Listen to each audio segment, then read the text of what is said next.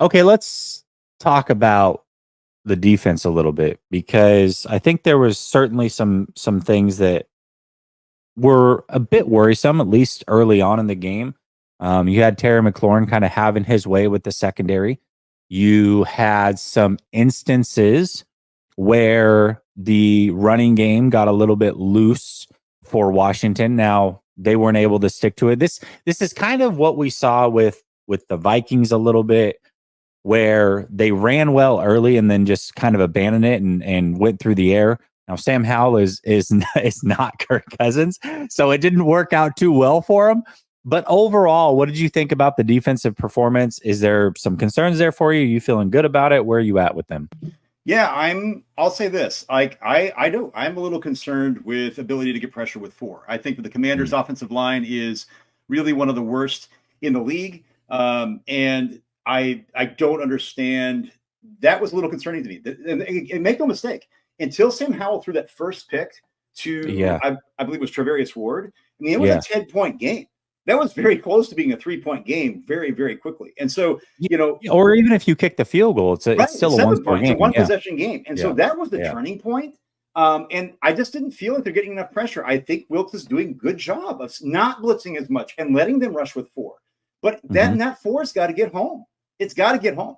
And it wasn't like Howell was like doing the whole Houdini stuff. It was just he was hitting in the clean pocket a lot. So that's a concern to me. Yeah.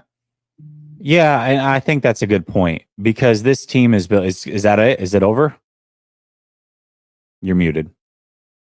It is over. The Cardinals have picked Jalen Hurts off in a Hail Mary attempt in the end zone. The Niners have the number one seed. They will be able to rest starters next week, the week after. And I'm sorry, I was the one saying on Twitter, I would say this a couple weeks. I said, hey, I think they might need this test week 18. Seeing today's game and then having CMC a little dinged up, look, having the stinker you had against Baltimore, which I do believe was absolutely 100% credit to the Baltimore Ravens, like in that way, Hmm. like right, like I also believe Well, the that. Ravens are doing it again this week Oh yeah, to 100%. Miami. By the And way, I'm not taking away. Brock Purdy did not have a good game against the Baltimore Ravens. I want to make sure that's very clear that I'm saying that too. I also think that there were certain situations in that game. It was 13-12 right before the half. It was 16-12. I mean, it was a tight game for most of the game.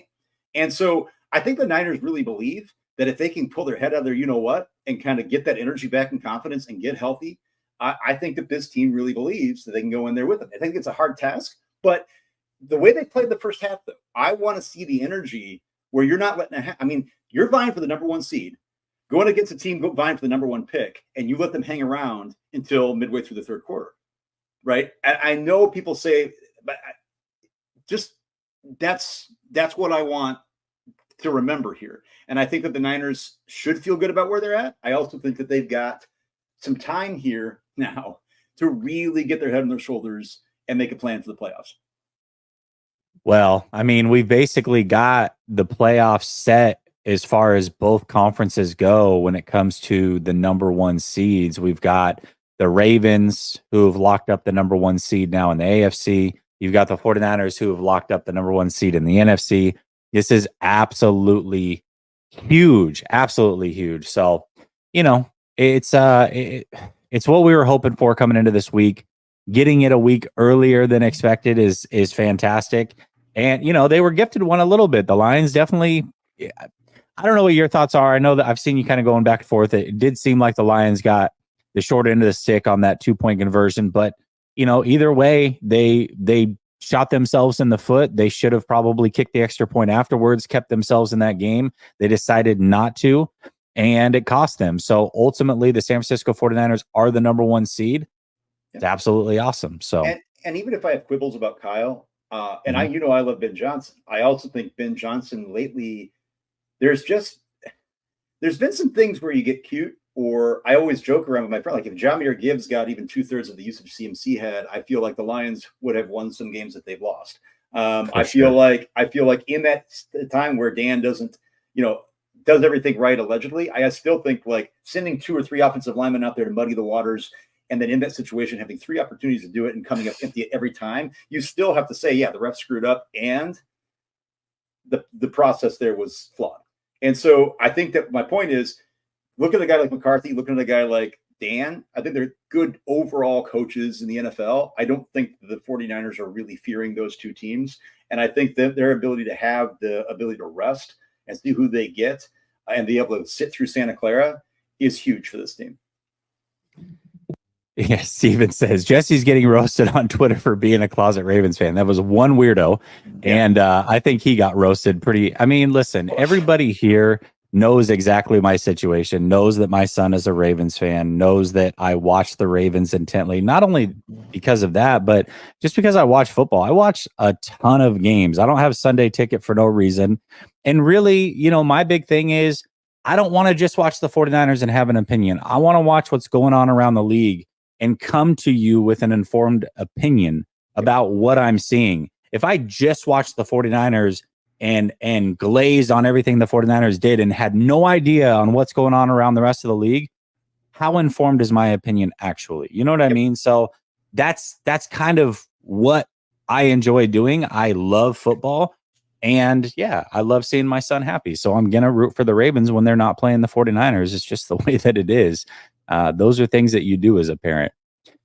Yeah, I'm like, as a parent of kids and a teacher, like, also I think it's, even if your son wasn't a fan of the Ravens, you're gonna appreciate. See, Lamar Jackson is playing out of his mind right now. The Dolphins are beating the Ravens are beating the Dolphins 49-19 right now. Okay, they like it or not, they donkey stomped our San Francisco 49ers in our house, and Lamar Jackson's going to win the MVP. Like, get over that. If you got I mean, yeah, I don't know. If you got a problem with that, sorry. It is what it is. Smack Jones says, let's keep it a buck. BA is untouchable. Yeah, absolutely. BA is so freaking good, man. Joey Mellon says, number one seed. Yes, number one seed indeed. Flav says, happy we got it locked up.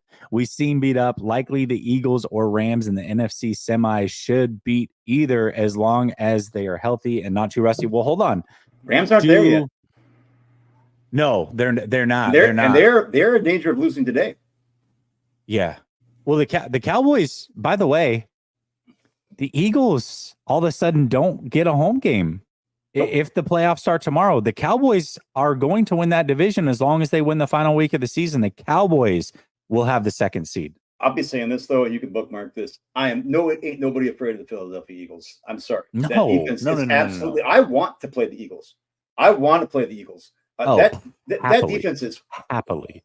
Sorry, horseshit. I mean, and with Slay out, I mean, this in a game they really needed to win. And yeah, the Niners. I was at the game in Arizona where the Niners defense kind of let them hang up, playing some pretty bad rush defense on some big plays. Difference was Niners scored almost 50 points. Niners offense wasn't AWOL, right? Yeah. And I think that this NFC is going to be very, very interesting. Yeah, I think so, in a good way for the 49ers. If the 49ers weren't in the picture, the NFC would be wide open. It would be very interesting.